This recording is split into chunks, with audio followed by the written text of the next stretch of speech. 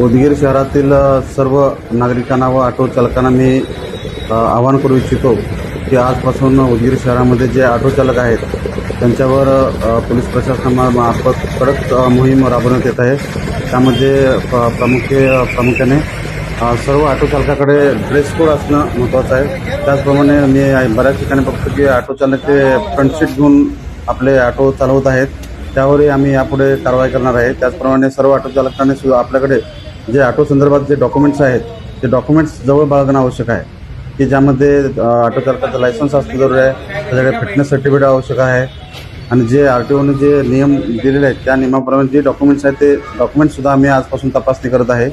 आणि बऱ्याच वेळा असं निदर्शन येत आहे की ऑटो चालक हे कोणत्याही चौकामध्ये नो पार्किंग ठिकाणी ऑटो पार्क करत आहेत, त्यामुळे वाहतुकीस अडथळा होत आहे। त्यामुळे जे असे ऑटो चालक आहेत की जे बाबा जेणेकरून कॉर्नरला उभा करतायत किंवा ज्या ठिकाणी स्टॉप नाही त्या ठिकाणी उभा करतायत आणि वाहतुकीला अडथळा निर्माण करतायत, त्या ऑटो चालकावर यापुढे कडक कारवाई करण्यात येणार आहे। आणि जे ऑटो चालकांना मी या माध्यमातून विनंती करत आहे की ऑटो चालक हे बरेच नागरिकांकडून जास्त पैशाची मागणी करत आहेत। ज्या ठिकाणी RTOने जे नियम ठरवून दिले आहेत त्याप्रमाणे त्यांनी नागरिकांकडून पैशाची मागणी करावी किंवा त्यांचे ऑटोचे भाडे घ्यावे।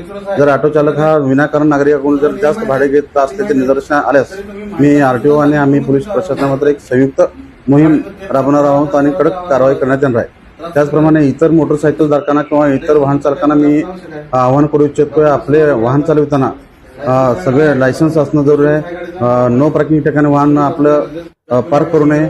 त्याचप्रमाणे आम्ही पोलीस प्रशासना मात्र गेल्या 4-5 दिवसापासून ड्रंक अँड ड्राईव्हची सुद्धा मोहीम राबवण्यात येत आहे।